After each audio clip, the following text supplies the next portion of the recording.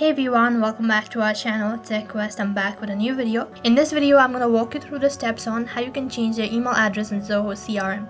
So I'm going to be showing you step-by-step procedure. Make sure to watch this video till the end and follow the instruction as guided in order to change an email address on your ZOHO account. First thing, open up your web browser and then on the search box, you need to type in the link that is crm.zoho.com. Once you type in the link, you'll be taken to the home page, and on this interface, click on this gear icon in the top right corner. As soon as you click on the gear icon, you'll be taken to the settings or the setup page, and under it you'll be able to see a list of sections. So from here you need to head over to the section that is user and control and click on user under it.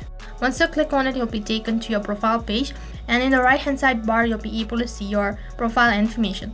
Now on this page you need to click on this pencil icon located next to your username or your user profile. Now once you do this, a pop-up will appear right in center as an user edit. Now as you can see that these are your user information. So in order to change your email address, click on this pencil icon next to the email. As you click on it, you'll need to verify it in order to confirm. So for that, you need to enter in the password, or you can also verify it by entering the OTP. After that, you'll be taken to your ZOHO account, and as you can see, this is what the interface is going to look like. You need to slightly scroll down and then click on this email address and then head over to my email address section. Now, in order to change it, you need to click on this add email. Now enter in the email address that you want to replace it with. After you're done entering the email address, click on this add option, and then an OTP will be sent to an email. As you can see that the OTP has been sent, and now I need to copy the OTP.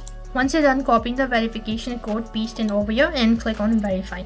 And as you can see that you've successfully changed your email address. In order to set this email address as a primary email, just click on this icon, and then from the pop-up click on make primary email and click on primary. So the primary email has been replaced and all of your ZOHO account will be associated with this particular email.